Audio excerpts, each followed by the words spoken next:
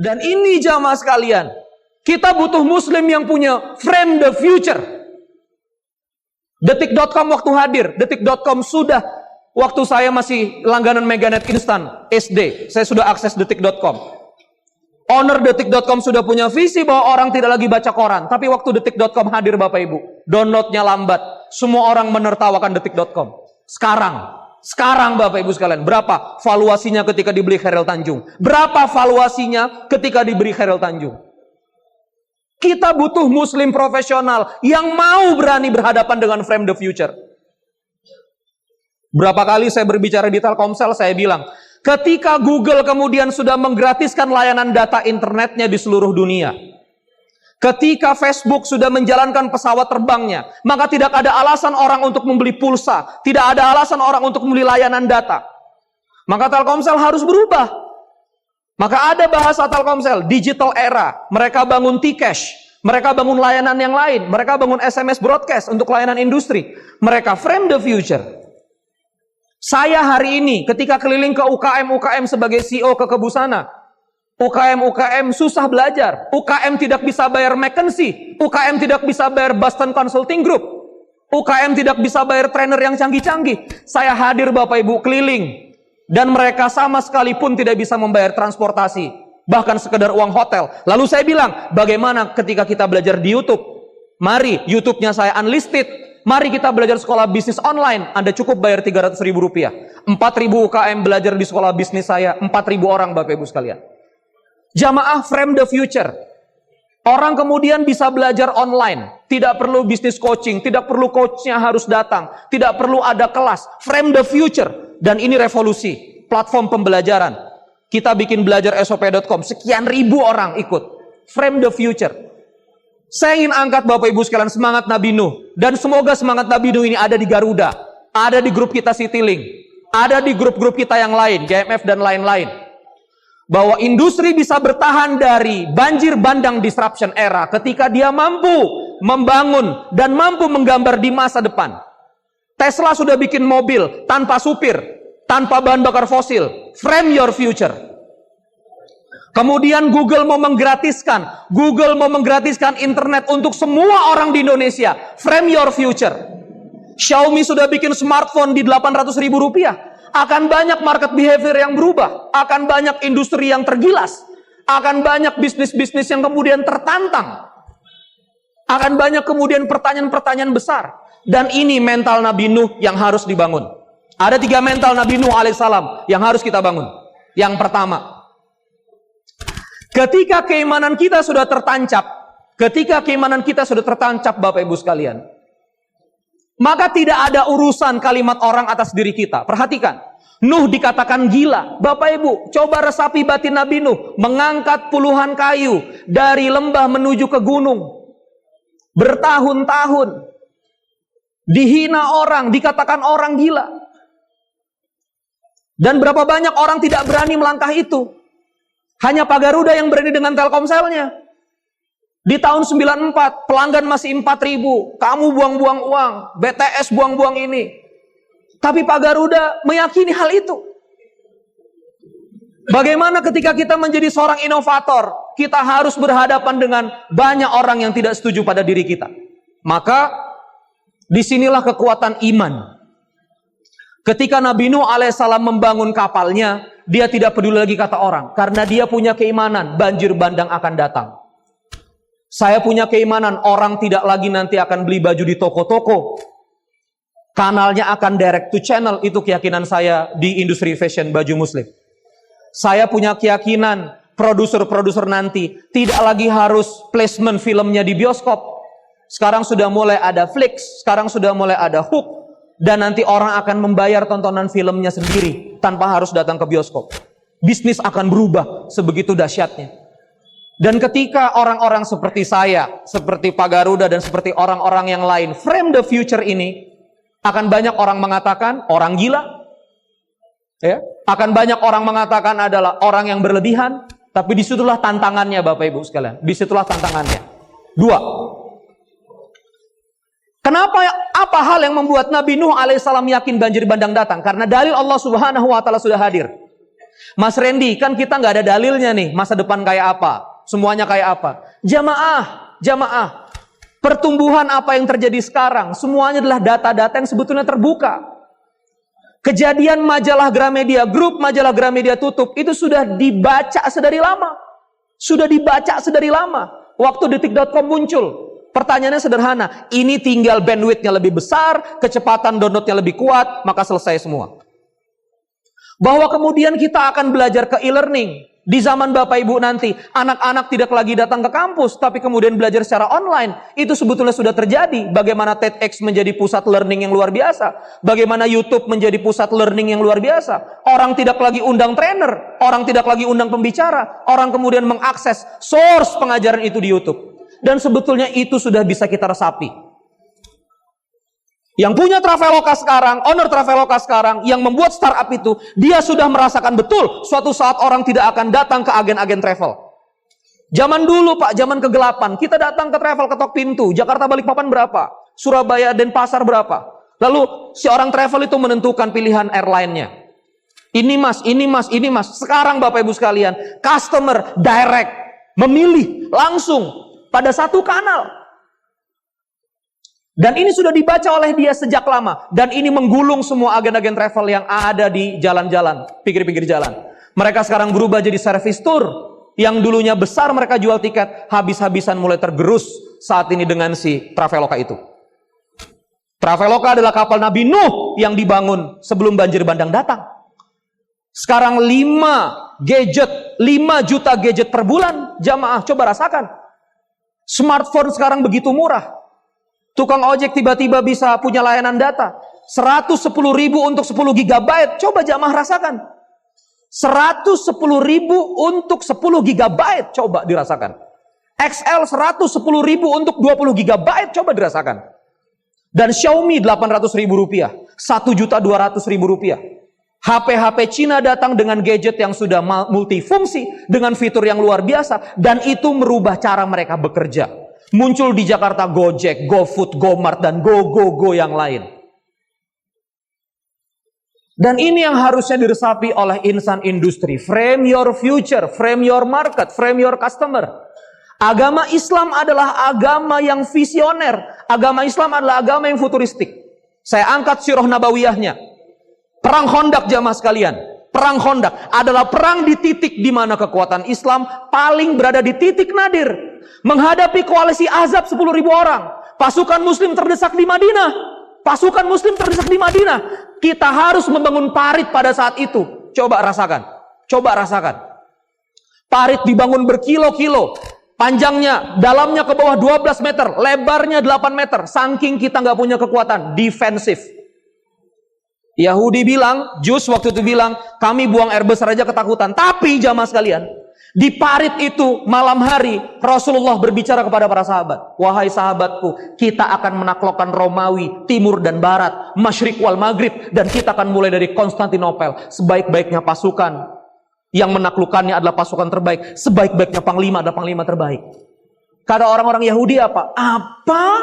Sekarang aja lagi begini, mau naklukin Konstantinopel. Konstantinopel pada saat itu Pak, setengah kekayaan dunia ada di Konstantinopel. Bentengnya lapis 3. Dan benar saja 825 tahun dari hadis ini diucapkan, nggak jatuh-jatuh itu Konstantin. Tapi umat muslim Pak meyakini ini. Nabi Muhammad adalah coach, Nabi Muhammad adalah leader, Nabi Muhammad SAW adalah leader yang frame the future. Confrontative conversation. Oke, sekarang kita 4.000 orang, tapi kita akan serang Konstantinopel, kita akan taklukkan. Kapan? Ya itu nanti kita akan taklukkan. Itu dia. Nabi Muhammad SAW frame the future. Confrontative conversation. Dan itu diimani Abu Bakar radhiyallahu an, diimani Umar, diimani sampai Samarakan, sampai Turki Utsman, sampai Muhammad Al-Fatih. Bayangkan Bapak Ibu sekalian, Muhammad Al-Fatih menjebol, menaikkan kapal ke gunung Bapak Ibu, melewati selat tanduk emas yang dirantai. Coba bayangkan. Muhammad Al-Fatih sebagai panglima, kalau di industri berarti sebagai CEO, sebagai direktur, dapat laporan dari anak buahnya. Chief, selatnya dirantai, kapal kita nggak bisa masuk. Oke, gimana caranya besok ada di selat? Tapi Chief, selatnya dirantai. Apa kata Al-Fatih? Naikkan kapalmu ke gunung, Chief. Gunung, Chief, bukan kapal. Lihat kekuatan Islam. Naikkan kapalmu ke gunung. Pakai kayu-kayu, lumuri dengan lemak hewan. Naik Pak 40 kapal Pak. Pecah Pak benteng Pak. Pecah benteng, pecah pertahanan. Dan itu kekuatan Islam. Dan itu harusnya ada di setiap darah profesional muslim. Ketika saya dihadapkan budget 12 miliar ke Hafiz anak ke Hafiz anak RCTI, saya nggak punya uang sebanyak itu. Tapi saya bilang oke, RCTI merantai kapal saya, tapi saya akan angkat ke atas gunung. Akhirnya kita support baju ke Hafiz Quran Trans 7 Pak. Dari 12 miliar saya efisiensi sampai 30 juta. Saya hanya ngasih baju gratis. Dan logo Kekebusana ada di TV selama Ramadan 1,5 jam setiap hari tanpa bayar iklan sepeser pun. Kekuatan apa yang ada di hati saya? Kekuatan Al-Fatih. Oke, saya nggak punya 12 miliar, tapi saya nggak boleh berhenti ke TV. Dan itu kita lakukan terus. Dan harusnya ada di setiap jiwa profesional muslim. Kekuatan visioner harusnya ada di jiwa profesional muslim. Coba lihat Pak, agama kita ini agama visioner. Agama kita ini agama yang nantang kita untuk berpikir ke depan. Amantu billahi wal yaumil akhir. Yaumil akhir itu visi Pak. Visi. Surga itu visi. Kehidupan setelah ini adalah visi. Kehidupan qabla kematian adalah visi. Dan saya yakin kalau di grup kita, Allahumma shalli ala sayyidina Muhammad, semoga Allah mencintai Garuda Group, ya, semuanya, Citylink-nya, Garudanya, semuanya. Maaf, saya nggak bisa sebutin satu-satu unit bisnis Anda. Ketika kita memiliki darah itu, darah profesional muslim yang imannya kuat kepada Allah Subhanahu wa taala. Yang di surah Al-Maidah 54, wala yakhafuna laumata laim, tidak takut terhadap celaan orang-orang yang suka mencela. Ketika kita inovasi, Pak, pasti dicela terus. Pasti dicela terus. Banyak orang yang pasti nggak percaya sama kita. Itu wajar saja. Tapi kita frame the future. Dunia berubah. Kita harus berubah apapun cost-nya. Cost emosinya, cost lelahnya, cost jiwanya, apapun kita harus hadapi. Seperti Nabi Nuh kemudian menghadapi celaan itu. Seperti Nabi Muhammad Sallallahu Alaihi Wasallam yang punya mimpi Pak, umat sebegitu besar. Waktu beliau meninggal, Islam hanya sampai di Madinah Pak. Tapi Nabi Muhammad SAW sudah berhasil frame the future. Islam Pak sampai ke Indonesia. Waktu di tangannya Umar, 2/3 dunia Pak. Maaf, 1/3 dunia sudah ditaklukkan Islam. Kalau bukan karena laut aja, nggak stop. Andalusia Pak, Islam Andalusia, selesai. Coba bayangkan Islam. 7 abad Pak, 7 abad. Agama ini agama inovatif. Agama ini adalah agama yang selalu menantang pertumbuhan. Agama ini ada yang selalu menantang keadaan. Kalau bisa 3 jam, kenapa harus 6 jam operation? Kalau bisa 5.500.000, kenapa harus spending 15.500.000? Itu semangat Islam. Kalau bisa dihemat, kenapa harus mubazir? Kalau kita bisa 50 juta penumpang, kenapa berdiam diri dengan 25 juta penumpang? Kalau kita sudah puas dengan 10.000 armada, kenapa nggak kita ngomong lagi 20.000 armada? Kenapa kita nggak lihat rute-rute yang harusnya kita bisa lawan, kita bisa buat? Kenapa kita tidak berani buka pasar yang baru? Kenapa airline luar seenak-enaknya bawa pasar ke sini, kenapa kita nggak bawa mereka ke sana bolak-balik? Kenapa airline luar negeri bisa bolak-balik bawa massa? Kenapa kita nggak bawa itu? Muncul di sini ketakutan kita, wah brand, wah ini, wah itu, segala macam, muncul berbagai ketakutan. Mari kita resapi menjadi seorang Nuh alaihissalam. Kita akan ambil. Mari kita punya mental-mental seperti Al-Fatih, kita akan taklukkan market share-nya. Kita akan taklukkan market share-nya. Kita akan taklukkan pangsa pasarnya. Sebegitu banyak penumpang, kita akan pindahkan ke Garuda. Kita akan pindahkan ke Citylink. Kita akan hadir pada rute-rute mereka. Dan ini harusnya semangat spiritualitas seorang muslim. Di industri merah putih. Maaf, di perusahaan merah putih. Di perusahaan negara kita ini. Mari jamaah sekalian. Saya ingin semangat Nabi Nuh alaihissalam. Semangat orang muslim yang visioner hadir di hati-hati kita semua. Amin. Semoga Allah Subhanahu wa taala memberkahi dan melesatkan industri kita, melesatkan besar industri kita, termasuk ini skalanya Garuda, termasuk skala kecil di rumah tangga kita. Upsize your life. Upsize your life.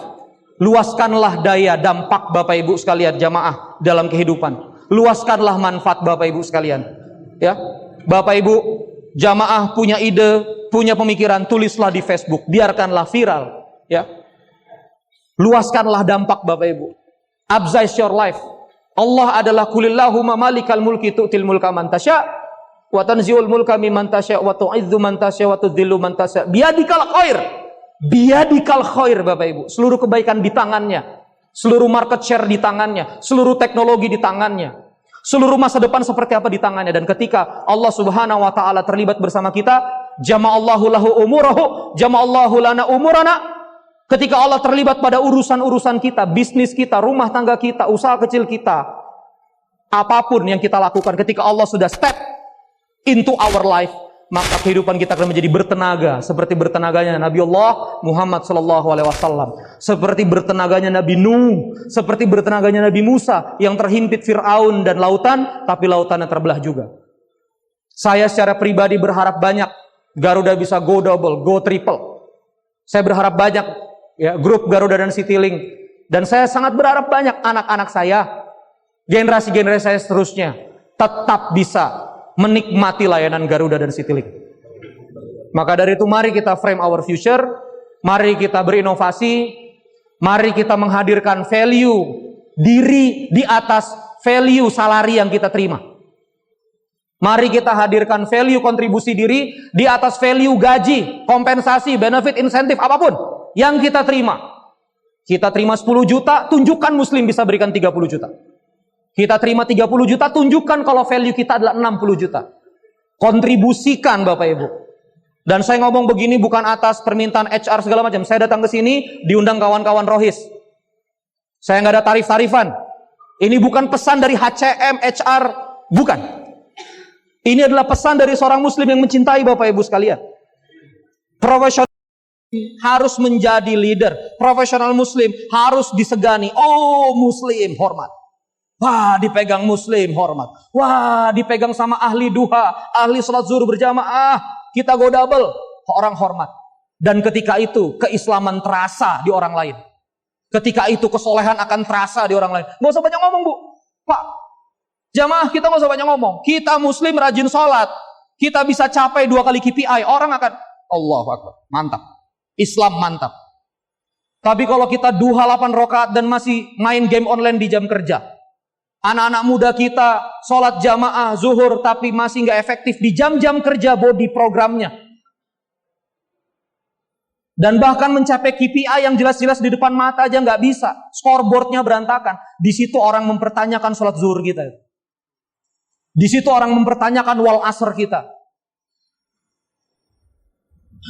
Ketika para pemuka-pemuka agama di agama yang lain luar biasa begitu mendidik umatnya untuk disiplin.